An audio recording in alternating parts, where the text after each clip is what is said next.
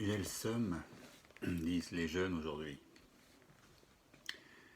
Et en réfléchissant 2 secondes à cette formule qui, qui reprend à sa façon et qui modernise l'espèce de spleen baudelairien, j'ai le spleen, ça va pas, j'ai le seum, bon.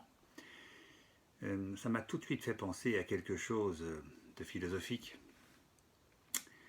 qui ressemble au titre d'une chanson, Le seum de l'ego sum.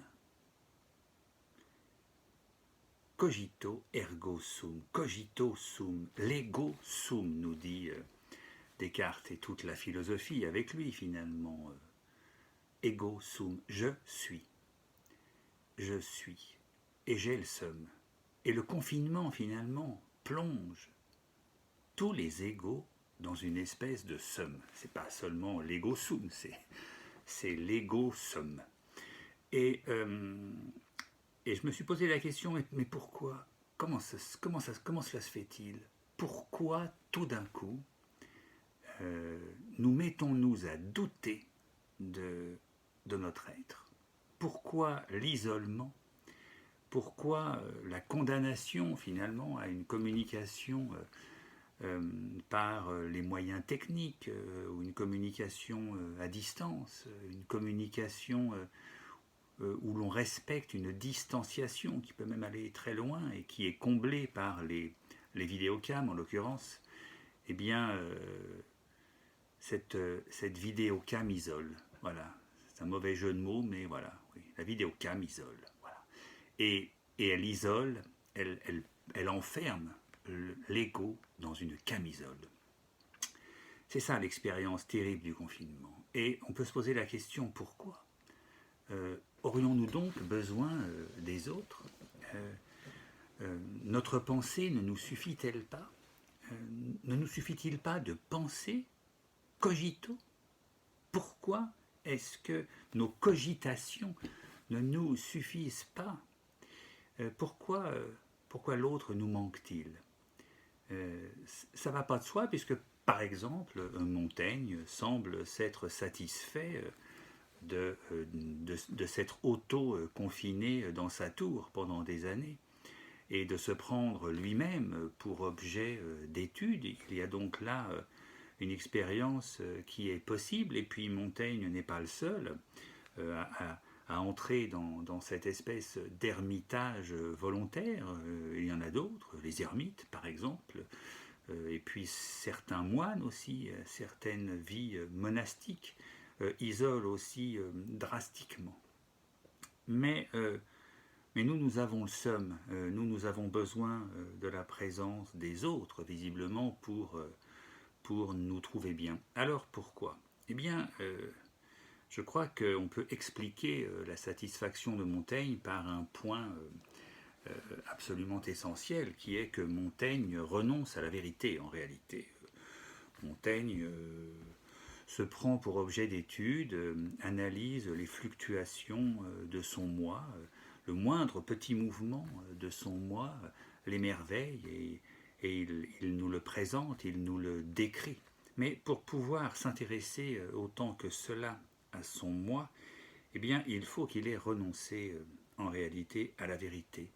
Que puis-je savoir? Voilà l'extraordinaire principe de la pensée de Montaigne. Que puis-je savoir? Alors évidemment, quand on renonce à pouvoir savoir quoi que ce soit, eh bien, tout tableau présenté par l'imagination devient finalement satisfaisant. Mais quand on ne renonce pas à savoir, quand on aspire réellement à la vérité, eh bien, on se prend tout d'un coup à désirer la présence de l'autre. Parce que finalement, la vérité, ça se partage.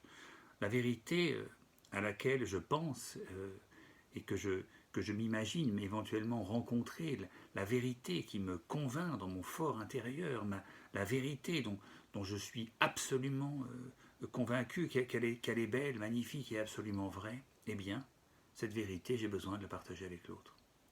J'ai besoin de la dire, j'ai besoin de la crier, j'ai besoin que les autres l'entendent, j'ai besoin finalement qu'elle aille également frapper la pensée ou au cœur des autres et qu'elle puisse rentrer dans leur tête et que nous puissions la partager et nous regarder ensemble comme si nous avions finalement vécu quelque chose d'absolument essentiel. C'est là où l'ego sum ne peut pas vivre seul. La vérité appelle l'autre, la vérité réclame la présence de l'autre.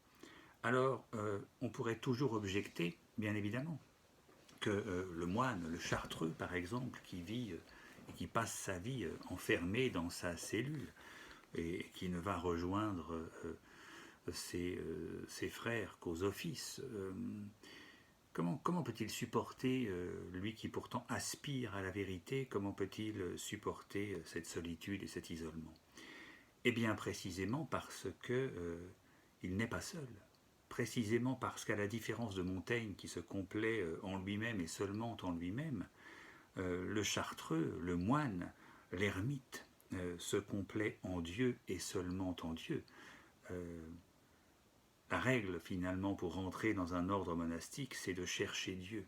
Et celui qui rentre dans les monastères parce qu'il cherche Dieu, le rencontre peut-être assez vite et en tous les cas ne le quitte plus dès qu'il l'a rencontré. Il n'est plus seul.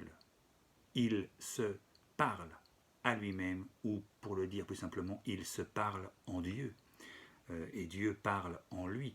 Il n'est donc pas dans cette espèce de monologue dans lequel Montaigne s'enferme. Et la vérité qu'il cherche, il la trouve. Donc, je crois que nous devrions prendre cette période de confinement pour réfléchir aussi aux besoins fondamentaux et viscéraux que nous avons besoin de l'autre. Nous avons besoin de l'autre. Et si nous aspirons à la vérité, ce besoin de l'autre devient un besoin viscéral, c'est comme un besoin d'oxygène pour respirer.